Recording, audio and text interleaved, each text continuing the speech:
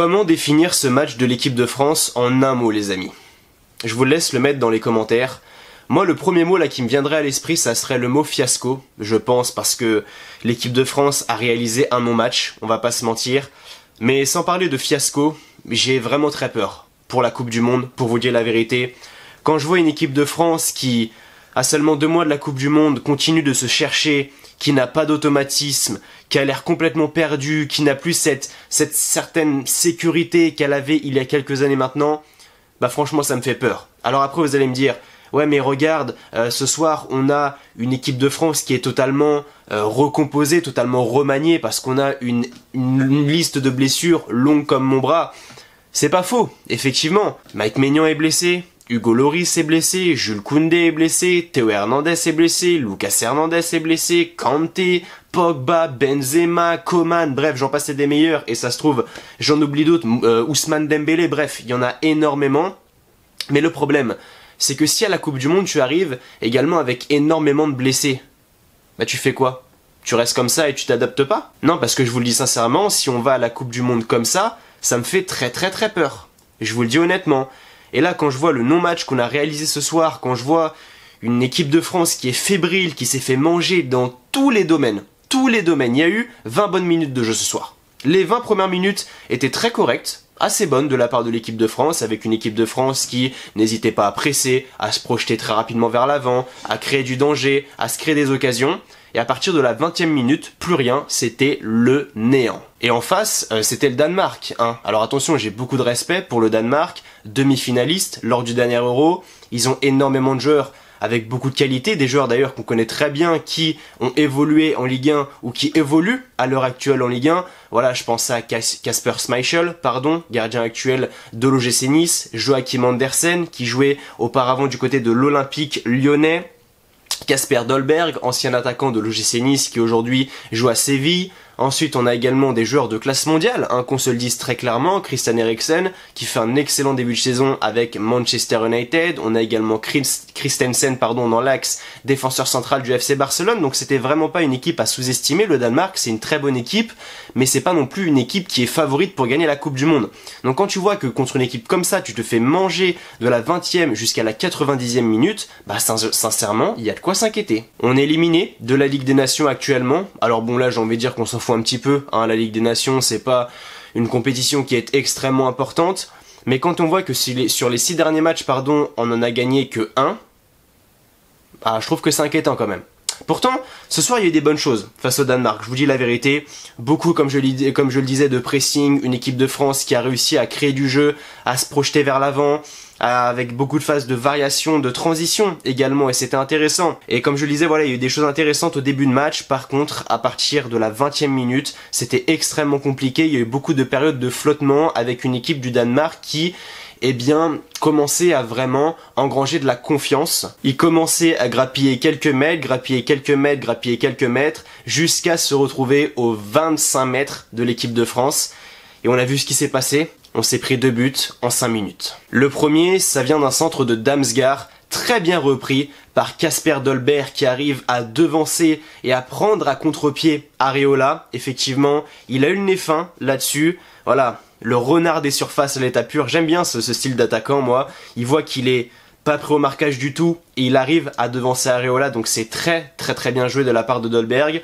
Maintenant, le fautif sur cette action, c'est clairement Upamecano, qui est absorbé par le ballon qui vient piquer au premier poteau, qui se rapproche très rapidement du ballon en fait. Vraiment, il est obnubilé par le ballon et il laisse bien Dolberg dans son dos tout seul. Dolberg, voilà, comme je le disais, il a le nez fin, il a senti qu'il était tout seul, il y est allé à fond, ça a payé, ça fait donc 1-0, et là l'équipe de France est en grande difficulté. Et la difficulté de l'équipe de France se concrétise 5 minutes après, lors du 2e but. C'est une superbe frappe, je regarde là parce que voilà, le nom du joueur, je ne le connaissais pas, c'est Andreas Skov Olsen, voilà, qui fait une superbe frappe au 18 mètres, énormément de monde dans la surface de réparation, le ballon traverse tout le bloc, on a Olivier Giroud qui est un peu dessus, qui hésite à y aller, etc. Finalement, il y va pas. Areola est battu, alors je pense qu'il était caché au départ de l'action, mais la frappe était absolument magnifique. Areola est battu, ça fait 2-0, 2-0 à la mi-temps, et là honnêtement je me suis dit je pense que c'est mort.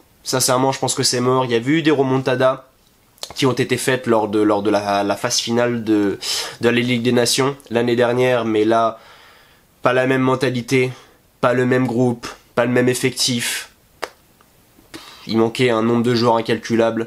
Pour moi, c'était fini. En plus, on avait perdu contre le Danemark en Ligue des Nations, là, il y a quelques mois maintenant. Donc, ouais, pour moi, c'était réellement perdu d'avance. Franchement, quand l'équipe de France a pris ce deuxième but, je me suis dit, c'est fini. On en marquera peut-être un en deuxième, mais je voyais vraiment pas l'équipe de France gagner ce match. Surtout quand on voyait que le Danemark était en train d'écraser l'équipe de France dans tous les domaines. Donc ouais, moi ça me fait très peur. Ça me fait très peur. J'ai vu des joueurs en manque de confiance, en manque d'idées ce soir, sincèrement. Olivier Giroud, qui a fait un non-match, même si contre l'Autriche, il avait fait un très bon match. Et j'aimerais voir Olivier Giroud à la Coupe du Monde parce que pour moi, il le mérite et il arrive à apporter un certain équilibre à cette équipe de France.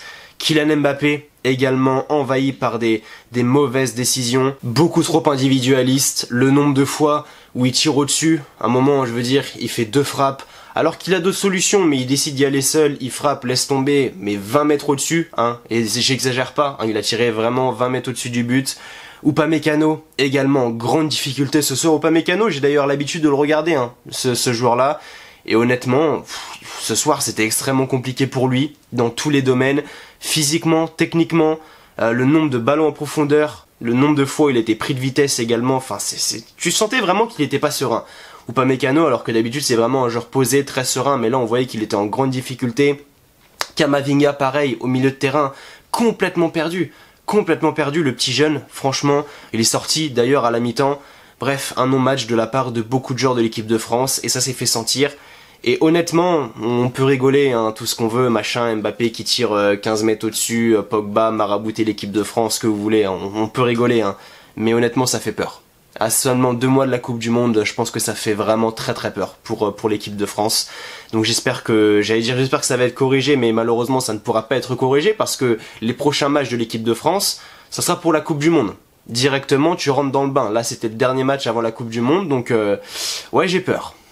Là où on peut croiser les doigts, c'est peut-être que tous les joueurs qui étaient blessés là, les joueurs majeurs comme Karim Benzema, comme Maignan, comme Lloris, comme Théo Hernandez, Lucas Hernandez, Kanté, reviennent au sein du groupe. Pogba, je le cite pas parce que Pogba, c'est un peu bizarre son histoire et voilà, je sais pas trop si je voudrais le revoir en équipe de France, mais bref, ça c'est une autre histoire.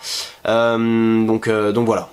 Mis à part que les cadres reviennent, j'ai très peur pour cette équipe de France et je suis assez pessimiste pour cette Coupe du Monde. De toute façon, on fera pas mal de vidéos, on fera quelques vidéos avant la Coupe du Monde et on fera plein de vidéos, plein de débriefs lors de la Coupe du Monde.